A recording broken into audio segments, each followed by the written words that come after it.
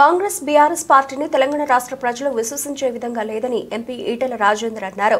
సిద్దిపేట జిల్లా గజ్వేల్లో ఎమ్మెల్సీ ఎన్నికల ప్రచారంలో భాగంగా పర్యటించారు. ఈ సందర్భంగా మాట్లాడుతూ రాష్ట్రాన్ని అప్పుల పాలు చేసింది కేసీఆర్ అయితే రాష్ట్రం అప్పుల పాలైందని కాంగ్రెస్ ప్రభుత్వం ఇచ్చిన హామీలను ఎగ్గొడుతోందని అన్నారు.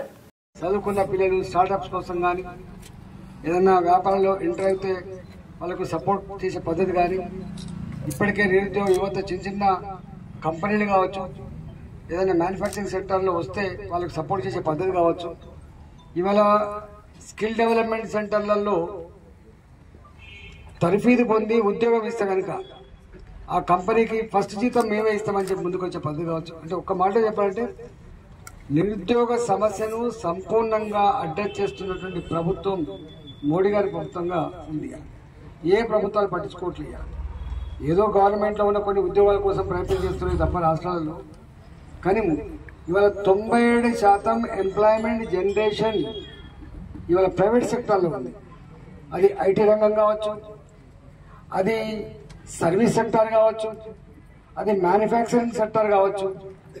ఇవాళ గిగ్ వర్కర్స్ మనం చూస్తూ ఉన్నాం.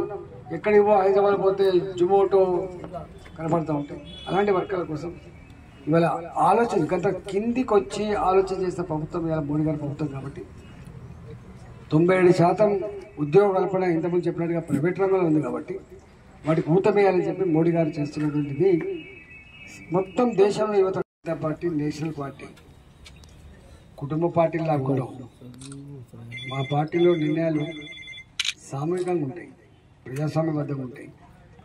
ఎప్పుడు ఏ నిర్ణయం తీసుకోవాలి అనేది మా పార్టీ నిర్ణయించుకుంటుంది. కేసీఆర్ మళ్ళా ప్రజాక్షేత్రంలోకి వచ్చి కాంగ్రెస్ సంక్షేమ కార్యక్రమాలు నిలదీసేందుకు ముందుకు వస్తున్నాను.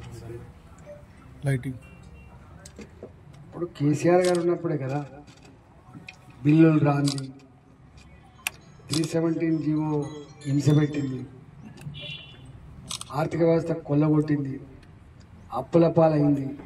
బిగపట్టుకొని నడిపింది వాళ్ళు.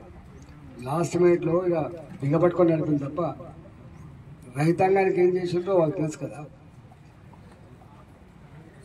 ఇక్కడ ఉన్న ప్రజానీకంలో వీళ్ళ పట్ల సంపూర్ణమైన అవగాహన ఎందుకంటున్నా అంటే మళ్ళా వాళ్ళు ఓట్లనే సిద్ధంగా లేరు. గుర్తుపెట్టుకోండి. ఇప్పుడు నేను మొన్న హైదరాబాద్లో హైడ్రా మీద కొట్లాడినా. అంతకుముందు దాంట్లో పాతదారులే వాళ్ళు అని చెప్పింది ప్రజలు. మూసి మీద కొట్లాడినా. మూసి మీద కొట్లాడితే అంతకుముందు చేసిందే వీళ్ళు సారని చెప్పింది. అందువల్ల వీళ్ళకి ఎవ్వరికి కాంగ్రెస్ పార్టీ కానీ కేసీఆర్ కానీ విశ్వసించడానికి పైన సిద్ధంగా లేదు. నువ్వు ఎంత గీ పెట్టినా అప్పటి లెక్క ఉద్యోగం లెక్క టక్కన నమ్మి మోసపోవడానికి సిద్ధంగా లేదు. ఇవాళ ప్రజలు నమ్ముతుందే ఒకటి, మంచికైనా చెడుకైనా రేపు మంచిగా డెవలప్ కావాలంటే బీజేపీ రావాలని కోరుకుంటున్నాం. ఇప్పుడు ఇందుకు రూరల్ ఏరియా ఉంది. ఏమన్నా చెప్పినా ఇవాళ కేంద్ర ప్రభుత్వ సపోర్ట్ కనుక లేకపోతే ఈ ఊళ్ళలో పెరిగే పచ్చడి చెట్టు కావచ్చు, పారే మురికి కాలువ కావచ్చు, నడుస్తున్న సిమెంట్ రోడ్డు కావచ్చు, గ్రామ పంచాయతీ భవనాలు కావచ్చు, అంగన్వాడీ కేంద్రాలు కావచ్చు, తడి చెత్త పొడి చెత్త అని చెప్పి గొప్పగా రాసుకున్న షెడ్లు కావచ్చు, చివరికి మనిషి మరణించిన తర్వాత పెట్టేటువంటి శ్మశాన వాడిక కావచ్చు, గ్రామ పంచాయతీలో పనిచేసే సిబ్బందికి ఇచ్చే జీతభత్యాలు కూడా కావచ్చు. ఇవన్నీ కేంద్ర ప్రభుత్వం ద్వారా. కేంద్ర ప్రభుత్వం అంటే ప్రజల డబ్బులు కేంద్ర ప్రభుత్వం ద్వారా తప్ప సాధ్యం కాలేదు.